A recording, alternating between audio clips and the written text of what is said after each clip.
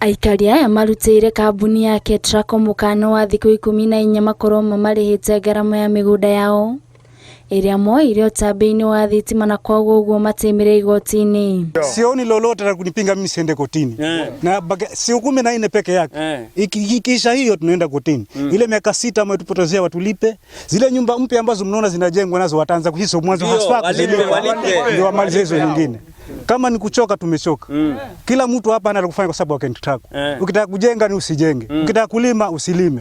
Huu ni mradi wa maendeleo ama ni mateso kwa wananchi? Aikari amwe ni mambĩtie gwaka mĩgũnda-inĩ ĩrĩa kambuni ĩno yaiyũkĩtie gũkinyanĩria tabarĩra ĩno, makiuga maikarĩte makĩria ma mĩaka 5 matarĩ marĩhwo marĩhi maya. Hiki kitendo kimeanza 2019 mpaka saa hii hatujapata msemo wa mazao kwa sababu wameweka mikutano mingi lakini kila mkutano ni kudanganyana.